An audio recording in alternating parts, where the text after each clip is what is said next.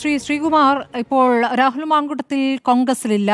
രാഹുൽ ഒറ്റയ്ക്കാണ്. രാഹുലിന്റെ മാത്രമാണ് തീരുമാനം സഭയിലെത്താൻ എന്നൊക്കെ അങ്ങേക്ക് പറയാമെങ്കിലും രാഹുൽ ഒറ്റയ്ക്കല്ല എന്ന തെളിവുകൾ നമുക്ക് ദൃശ്യങ്ങളായി തന്നെ വന്നു. രാഹുലിനെ അകമ്പടി സേവിച്ചത് യൂത്ത് കോൺഗ്രസിന്റെ നേതാക്കൾ തന്നെയാണ്.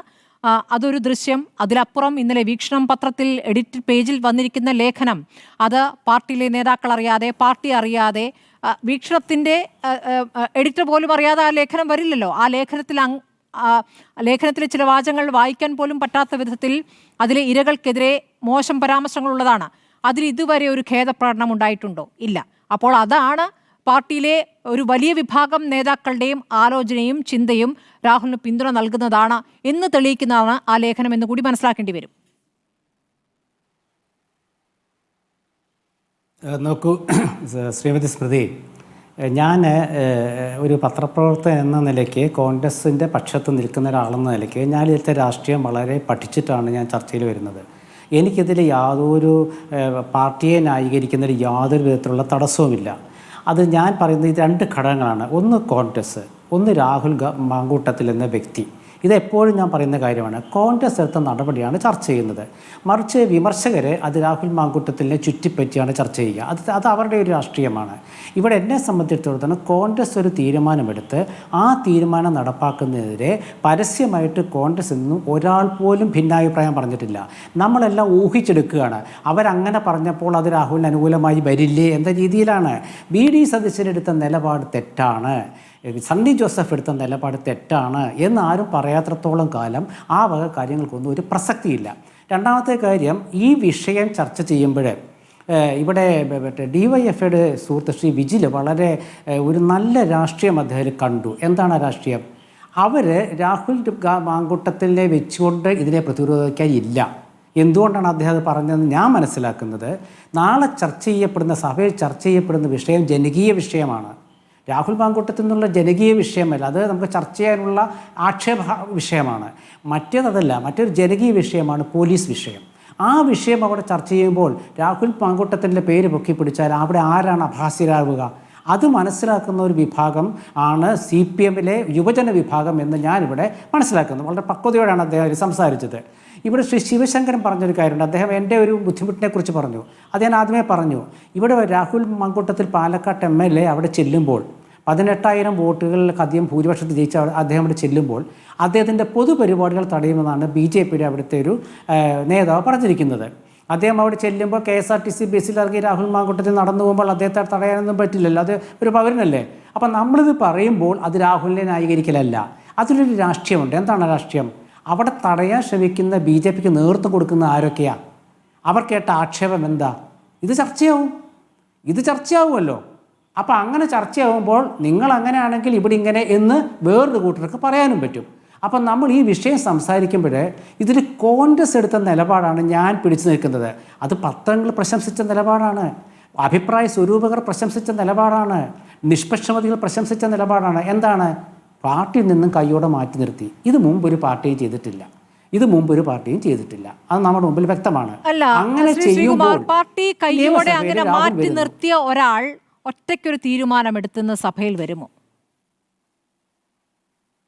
ഒരു ലോജിക് അപ്ലൈ ചെയ്യുമ്പോൾ നമുക്ക് അങ്ങനെ സ്വന്തം നിലയ്ക്ക് വെല്ലുവിളിച്ച് അങ്ങനെ സഭയിൽ വന്നാൽ അതിന്റെ ആഫ്റ്റർ എഫക്ട്സ് എന്താകുമെന്നുള്ള രാഹുലിന് അറിയാമല്ലോ. രാഹുലിനെ സംബന്ധിച്ച് രാഷ്ട്രീയമായി വലിയ സ്വപ്നങ്ങളുള്ള ആളാണ്. ആ തരത്തിലുള്ള പ്രവർത്തനങ്ങളാണ് അദ്ദേഹം ഇതുവരെയും കാഴ്ചവെച്ചിട്ടുള്ളത്, നമുക്കറിയാവുന്നതാണ്. അതിനിടയ്ക്കാണല്ലോ ഈ കാര്യങ്ങളൊക്കെ പുറത്തേക്ക് വരുന്നത്.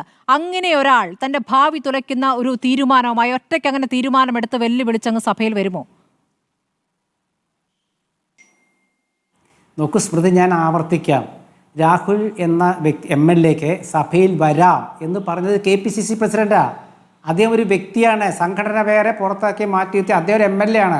ആ MLA എന്ന ആൾക്ക് അദ്ദേഹത്തിന് സഭയിൽ വരാം എന്ന് KPCC പ്രസിഡന്റാണ് പറഞ്ഞത്. അപ്പോൾ പിന്നെ അവിടെ വിളിച്ചു തരാം. രാഹുൽ മാങ്കൂട്ടത്തിൽ വിളിച്ചിട്ടുണ്ട്. അതാരെയാണെന്നറിയാമോ? അത് ഇവിടുത്തെ CPMൻ്റെ വിഭാഗത്തെയും BJPക്കാരെയുമാണ്.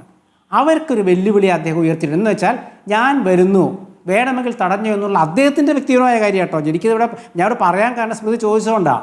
അതായത് ഞാൻ സഭയിൽ വരും എന്ന് DYFക്കാരും CPMക്കാരും BJPക്കാരും കണ്ടോ എന്ന് പറഞ്ഞ് അവരെ ഒന്ന് നമ്മൾ പറയില്ലേ ഒന്ന് പിരിപിടിപ്പിക്കാൻ വേണ്ടി അദ്ദേഹം ഒരു യൂത്ത് കോൺഗ്രസിൻ്റെ മുൻ നേതാവ് എന്ന നിലയ്ക്ക് അദ്ദേഹത്തിന് അത് ചെയ്യാനുള്ള സ്വാതന്ത്ര്യമുണ്ടല്ലോ.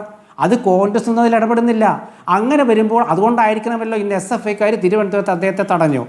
SFIക്കാർ രാഹുൽ മാങ്കൂട്ടത്തിൽ എന്ന MLA അസംബ്ലിയിൽ പോയിട്ട് തിരിച്ചുവരുമ്പോൾ തടഞ്ഞപ്പോൾ അദ്ദേഹത്തിൻ്റെ അവിടുത്തെ SFIയുടെ നേതാവ് പറഞ്ഞെന്താണ്, ഞങ്ങൾ നിങ്ങളെ ആക്രമിക്കാൻ വന്നതല്ല, ഞങ്ങൾ ഇവിടേക്ക് ഉണ്ട് എന്ന് കാണിക്കാൻ വന്നതാണ്. സത്യം പറഞ്ഞാൽ എനിക്കത് കേട്ടപ്പോൾ ഒരു സഹതാപം കൂടി തോന്നി. ഞങ്ങൾ ഇവിടേക്ക് ഉണ്ട് എന്ന് നിങ്ങളെ കാണിക്കാൻ വേണ്ടി വന്നാണെന്നൊരു SFIയുടെ നേതാവ് പറയുമ്പോൾ അതിലൊരു ഞാൻ കാണുന്നത് എന്താ വെച്ചാൽ SFIക്ക് ഇപ്പോൾ സമരം ചെയ്യാനൊരു അവസരമായിട്ട് തന്നെ ഞാൻ കാണുന്നുള്ളൂ. അതുകൊണ്ട് ഇവിടെ BJPയുടെ നിലപാട് നമുക്ക് വളരെ വളരെ വ്യക്തമായിട്ട് ഉത്തരം കിട്ടാത്ത ഒരുപാട് ചോദ്യങ്ങളുണ്ട്. BJP ഈ രാഹുലിൻ്റെ വിഷയത്തിൽ വ്യക്തിപരമായി നടത്തുന്ന അധിക്ഷേപം ഒഴിച്ചാൽ ഈ നാട്ടിലത്തെ ജനങ്ങൾ അനുഭവിക്കുന്ന പോലീസിനെ കുറിച്ച് അവർ മിണ്ടുന്നില്ലല്ലോ. അവർ കൃത്യമായിട്ട് അഭിപ്രായം പറയുന്നില്ലല്ലോ. അവർ സമരം നടത്തുന്നില്ലല്ലോ. യുവമോർച്ചയും വിദ്യാർത്ഥി മോർച്ചയും ഒന്നും സമരം നടത്തുന്നില്ലല്ലോ, ABVP ഒന്നും. അപ്പോൾ അതിൻ്റെ കാരണം എന്താണ്? ഇവിടെ DYFIയും SFIയും BJPയും ഒക്കെ പോലീസ് വിഷയത്തിൽ മൗനമാണ്. അത് ഏതാണ്ട് എല്ലാം ഒരേപോലെയാണ്. അവിടെ ഈ വിഷയം ചർച്ച ചെയ്യുമ്പോൾ ഇവർ ഈ വ്യക്തിയെ കയറി പിടിക്കും. വ്യക്തിയെ കയറി പിടിക്കുന്നതിന് തെറ്റില്ല, കാരണം അവരുടെ രാഷ്ട്രീയം അതാണ്. പക്ഷേ ഞാൻ വളരെ വ്യക്തമായിട്ട് എൻ്റെ മനോധൈര്യം വെച്ചുകൊണ്ട് തന്നെയാണ് ഞാൻ കോൺഗ്രസിനെ ന്യായീകരിക്കുന്നത്. എനിക്കതിൽ അഭിമാനമുള്ളൂ കോൺഗ്രസിനെ ന്യായീകരിക്കുന്നില്ല. എന്താ കാരണം? തെറ്റ് ചെയ്തു എന്ന് നോക്കിയപ്പോൾ നോട്ടീസ് കൊടുക്കാതെ എടുത്തു മാറ്റി. അന്നെന്താ CPM പറഞ്ഞ എന്താ അറിയാമോ? ഭരണഘടന നോക്കാതെ ചെയ്തതുകൊണ്ട് ഇതിൽ ഭരണഘടനാപരമായി നിലനിൽക്കില്ല, പോയി പണി നോക്കെന്ന് പറഞ്ഞു കോൺഗ്രസ്. ഭരണഘടനാപരമായി നിലനിൽക്കില്ല ആവശ്യം. സമൂഹം പറഞ്ഞു ഒരു സംശയാലുവായി നിർത്തിയിരിക്കുന്നു. ആ സമൂഹത്തിന് ബോധ്യം വന്നപ്പോൾ കോൺഗ്രസ് നേതാക്കൾക്ക് ബോധ്യം വന്നപ്പോൾ നാളെ കഴിഞ്ഞ ശനിയാഴ്ച ഇപ്പോൾ മണ്ഡലത്തിലേക്ക് അദ്ദേഹം പോകാൻ പോകുന്നു. മണ്ഡലത്തിൽ ഇങ്ങനെ ഒറ്റയ്ക്ക് കറങ്ങി തിരികെയായിരിക്കുമോ രാഹുൽ മാങ്കൂട്ടത്തിൽ? അങ്ങനെയാണോ മനസ്സിലാക്കേണ്ടത്? ഒരൊറ്റ കോൺഗ്രസ് നേതാക്കളും കൂടെ ഉണ്ടാകില്ല എന്നാണോ? അതെങ്ങനെയാ പറയാം? അദ്ദേഹം ഒരു കക്ഷിരഹിതനായ MLA. അദ്ദേഹം ആരെയൊക്കെ വിളിക്കാതെ എനിക്കെങ്ങനെയാ അറിയാം? കോൺഗ്രസിൻ്റെ ഒരു MLA ഏതെങ്കിലും മണ്ഡലത്തിൽ പോകുന്ന കാര്യം സ്മൃതി ചോദിച്ചാൽ ഞാൻ പറയാം. ഇത് കക്ഷിരഹിതനായ MLA അവിടെ പോകുമ്പോൾ അദ്ദേഹത്തിൻ്റെ ഇപ്പോൾ ഏതൊക്കെ സുഹൃത്തുക്കളാണ് പോകുന്നത് എനിക്ക് പറയാൻ പറ്റില്ല. കൂടെ നടന്നത് കക്ഷിരഹിതരല്ലോ. ഇന്ന് കൊണ്ടുവന്നത് ആനയിച്ച് കൊണ്ടുവന്നത് കക്ഷിരഹിതരല്ലോ, കൃത്യമായ സ്ഥാനമാനങ്ങൾ ഉള്ളവരാണല്ലോ. അത് ഞാൻ പറഞ്ഞല്ലോ. ഞാൻ ആദ്യം പറഞ്ഞല്ലോ. ഞാൻ കണ്ട കാര്യം ഞാൻ പറഞ്ഞു, കാണാത്ത കാര്യത്തെക്കുറിച്ച് ഇപ്പോൾ വന്നത്. കണ്ട കാര്യം എന്താ? നേമം ഷജീർ എന്ന യൂത്ത് കോൺഗ്രസ് ജില്ലാ പ്രസിഡന്റ് അദ്ദേഹത്തിൻ്റെ ഒപ്പം പോയി. അദ്ദേഹത്തിൻ്റെ ഒപ്പം പോയത് ഒരു സുഹൃത്ത് എന്ന നിലയ്ക്ക് കോൺഗ്രസ് നിന്ന് സസ്പെൻഡ് ചെയ്ത ഒരു നേതാവിൻ്റെ ഒപ്പം അദ്ദേഹം പോകുന്ന അദ്ദേഹത്തിൻ്റെ വ്യക്തിപരമായ കാര്യം. ഒരു യൂത്ത് കോൺഗ്രസിൻ്റെ വേദി നടത്തി. ആ വേദിയിൽ പ്രസംഗിക്കാൻ ക്ഷണിച്ചാൽ എൻ്റെ ഭാഷണം ഇതുപോലെ ആവില്ലായിരുന്നു. ഇതല്ല, ഇത് വ്യക്തിപരമായ അത് അവരെന്നെ KPC പ്രസിഡന്റിനെ പറഞ്ഞിട്ടുണ്ടല്ലോ, ഞങ്ങൾ CPMനെ പോലെ അല്ലാന്ന്. CPMൻ്റെ ആ ഒരു സംഘടനാ രീതിയും തർക്കവും വിരോധവും ഒക്കെ നമുക്ക് ചർച്ച ചെയ്യേണ്ട വേദി ഇതല്ലല്ലോ. അതുകൊണ്ട് ഞാൻ പറയുന്നില്ല. അപ്പോൾ വളരെ വ്യക്തമായിട്ട് ഞാൻ പറഞ്ഞൊരു കാര്യം ഇതാണ്.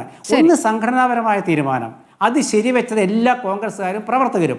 രണ്ട്, വ്യക്തി എന്ന ആ MLAയുടെ തീരുമാനം, അത് MLA എന്ന നിലയ്ക്ക് അദ്ദേഹത്തിന് വരാതിരിക്കാം. നാളത്തെ കാര്യം ഞാൻ പറഞ്ഞു. നാളെ കോൺഗ്രസിനും UDFനും അസംബ്ലിയിൽ നിർണായക ദിവസമാണ്. ആ സമയത്ത് തന്നെ വളർത്തിയ UDFനെയും കോൺഗ്രസിനെയും പ്രതിസന്ധിയിലാക്കുന്നൊരു നീക്കം ശ്രീ രാഹുലിൻ്റെ ഭാഗത്തു നിന്നുണ്ടായാൽ അത് ആ സമയത്ത് നമുക്ക് ചർച്ച ചെയ്യാം. ഇപ്പോഴത്തെ അവസ്ഥയിൽ എന്താണ്?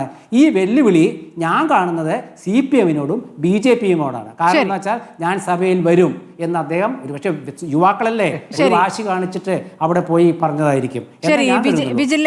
നിലപാട് വളരെ വ്യക്തമാണ്. വിജിലേക്ക് വരാം ഇടവേളയ്ക്ക് ശേഷം.